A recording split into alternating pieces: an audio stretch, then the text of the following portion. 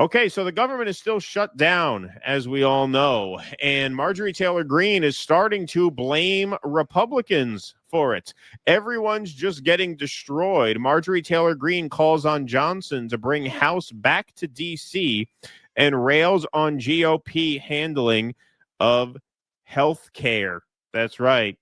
GOP Rep. Marjorie Taylor Greene broke sharply with her party leaders on Wednesday as they tried to project a unified front in the deepening standoff with Democrats over health care and the government shutdown, calling on Speaker Mike Johnson to bring the House back into session and warning that Americans would be hammered by higher costs if her party doesn't help right the ship. Greene, a staunchly conservative Georgia Republican, warned that her party would face backlash from voters if rising healthcare costs are not addressed, underscoring the growing rift between the prominent Trump ally and GOP leaders.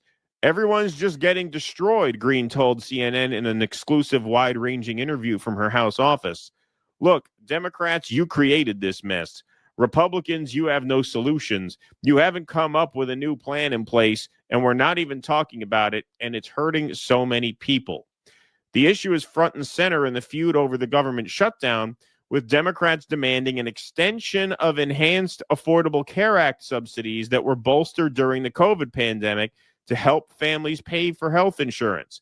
The loss of those subsidies, set to expire at year's end, are expected to drive up health care premiums, and Democrats say they must be dealt with immediately as a condition for their votes to reopen the government.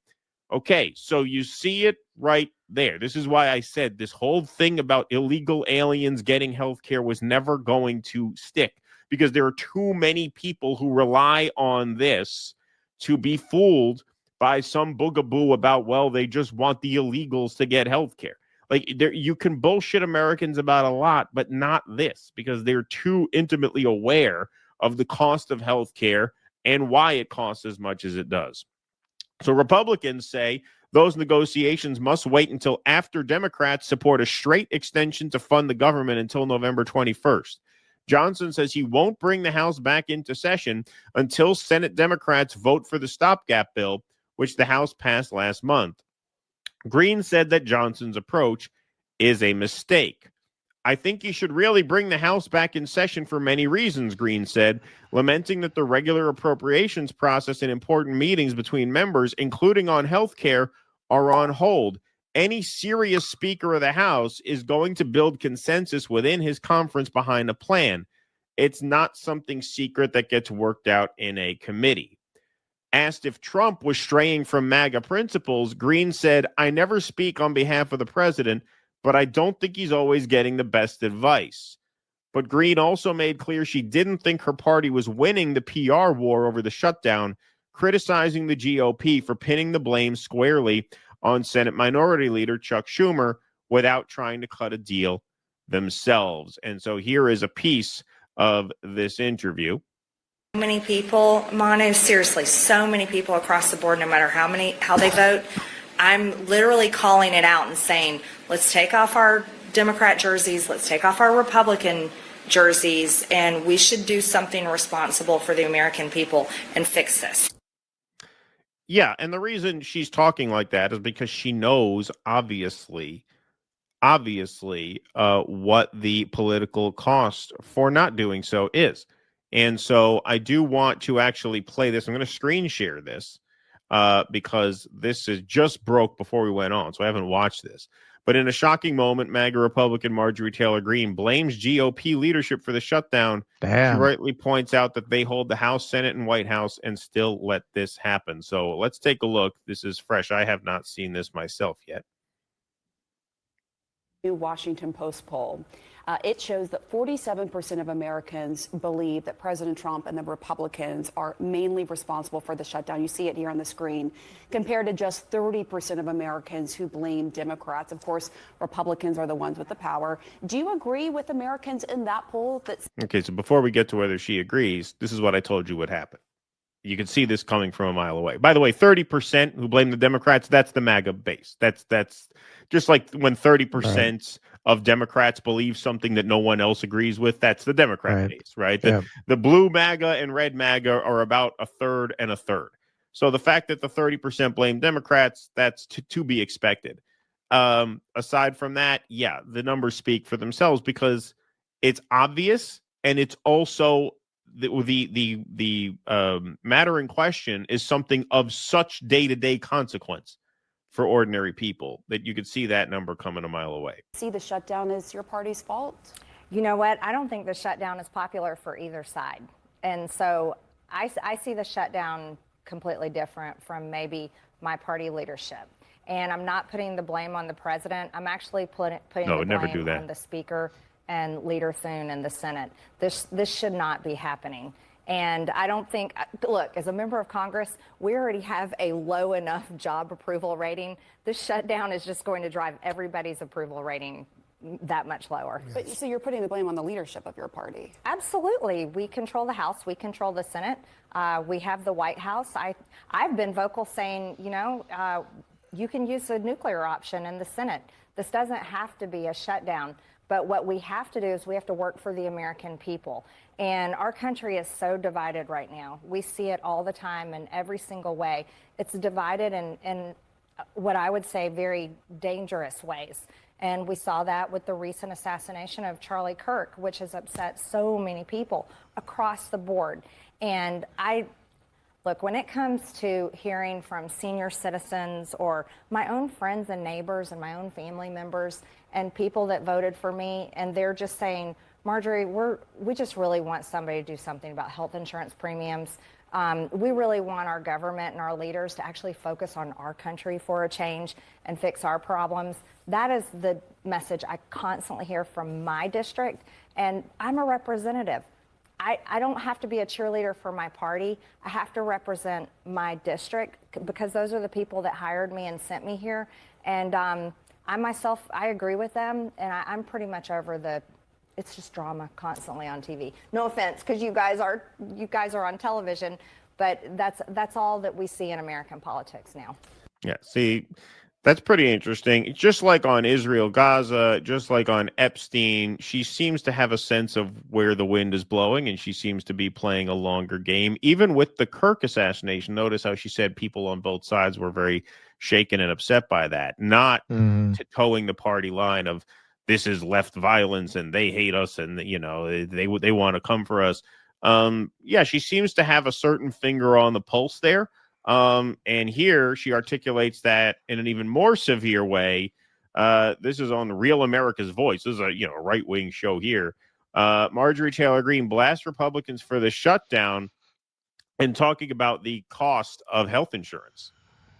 Democrats to have some sort of moral high ground on this issue because they're the only ones talking about it, I think is a major failure from the Republican Party. And I'm not going to stand there and just keep talking the talking points when my own adult children can hardly afford health insurance premiums, when everyone in my district, it's the #1 issue that I hear about day in and day out, not just people on the ACA, but people that have private insurance as well. And I think it's something that we have to talk about. And I don't see why the government needs to be shut down. I really don't. I believe that if Republicans learn to govern and wield power, they can use the nuclear option in the Senate. They can open up the government. We can get back to work for the American people, and Republicans can solve this problem that is a very big problem that we can't ignore. Well, there's this fella, I don't know if you've heard of him. His name's Karl Marx. And I just started reading his book, and he has a lot of good things in there.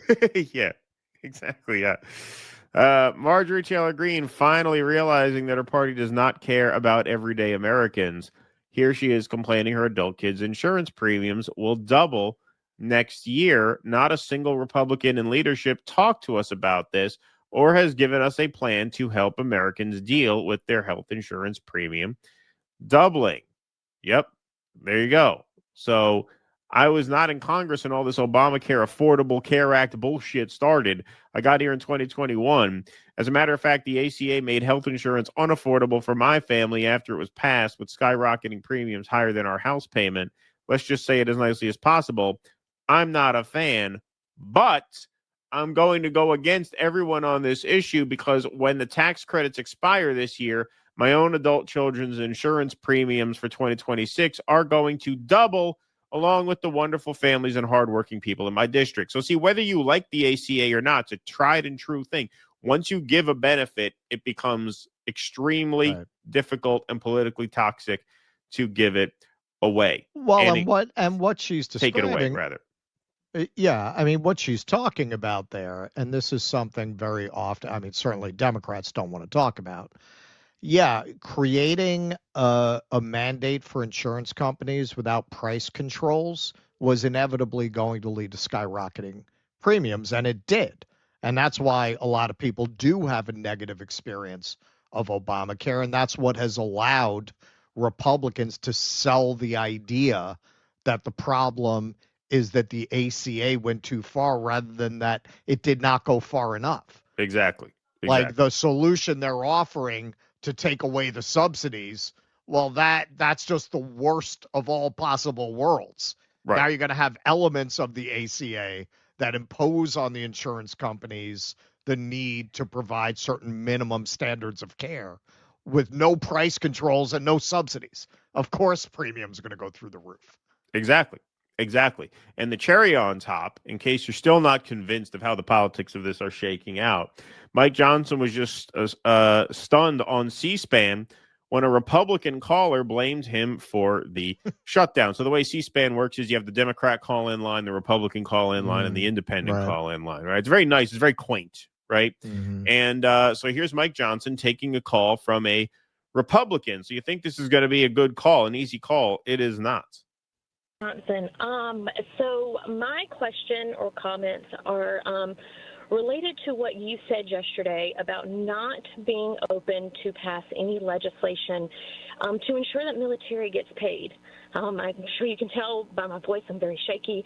Just want you to hear a little bit about my family. I have 2 medically fragile children. I have a husband who actively serves this country. He suffers from PTSD from his 2 tours in Afghanistan. If we see a lapse in pay come the 15th, my children do not get to get the medication that's needed for them to live their life, because we live paycheck to paycheck. I heard you earlier say that you side with President Trump on anything that he says. Well, I just read an article this morning that said he absolutely wholeheartedly believes that there needs to be legislation put in so that we do not miss a paycheck. You have the power to do that. And as a Republican, I'm very disappointed in my party, and I'm very disappointed in you, because you do have the power to call the House back. You did that, or you refused to do that just for a show. I'm begging you to pass this legislation. My kids could die. We don't have the credit because of the medical bills that I have to pay regularly. You could stop this, and you could be the one that could say military's getting paid. And I think that it is awful, and the audacity of someone who makes 6 figures a year to do this to military families is insane. All right, Samantha. Samantha, I'm so sorry to hear about your situation. The reason I've been so angry this week, and they've been calling me out on media. They Johnson's keep angry. threatening to release my grinder information. I have a big military district, and my district is the home of the Global Strike Command at Barksdale Air Force Base and Fort Polk, the Joint Readiness Training Center. I have one of the biggest maybe the best glory hole in the state in America. I have a lot of airmen and soldiers who are deployed right now, and they have young families at home, and they have children in health situations like yours. This is what keeps me up at night. I want you to hear something very clearly. The Republicans are the ones delivering for you. We had a vote to pay the troops. It was the continuing resolution 3 weeks ago. Every single Republican but 2 voted to keep the government open so that your paycheck can flow. Every Democrat in the House, except for 1, voted to close it. The Democrats are the ones that are preventing you from getting a check. If we did a vote on the floor, pay troops, it's not a lawmaking exercise, because Chuck Schumer is going to hold that up in the Senate. He is demonstrating by voting now 6 times to keep the government closed that he does not want the troops to be paid. And you should listen to his comments last night, as reported this morning. He is enjoying this. He said every day gets better for us, quote unquote.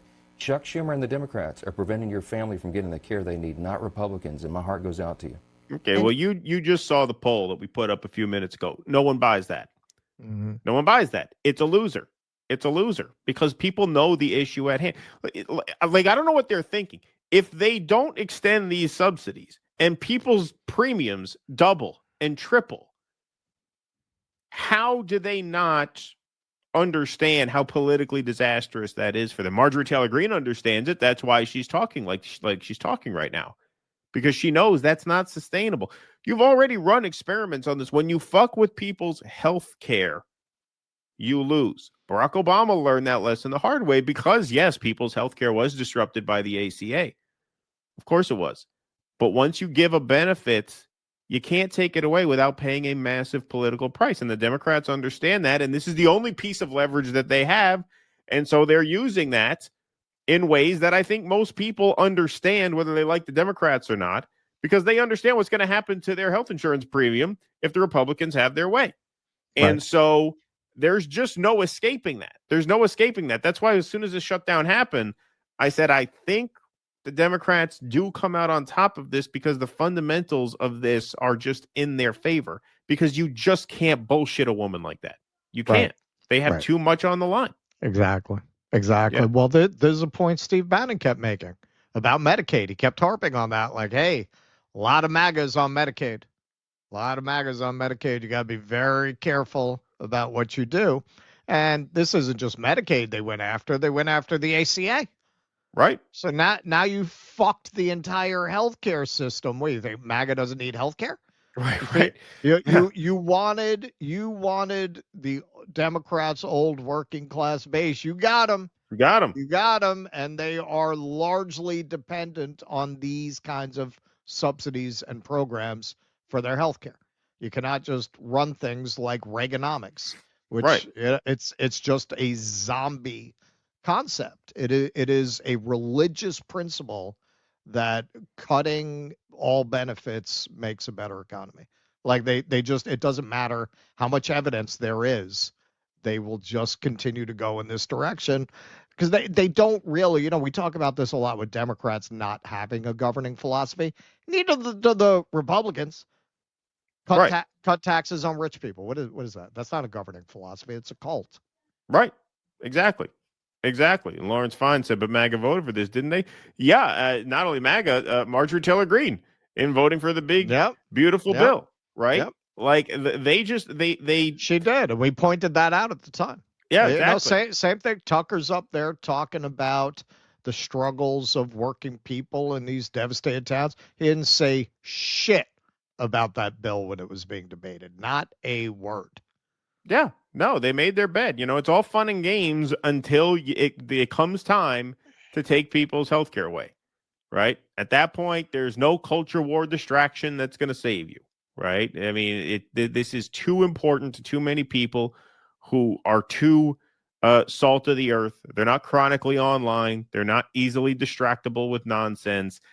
This is a place you just can't go. And this is just the tip of the iceberg, by the way, this talk about these ACA subsidies. You wait until the effects of this bill are felt, and you will see what the political price is to pay. The only question is there the infrastructure going to be available to make them pay it? Are we going to have real elections anymore? Is it going to matter anymore? Well, that's the question. Is there going to be separation of powers anymore? Right. So we will have to wait and see on that. Please clap.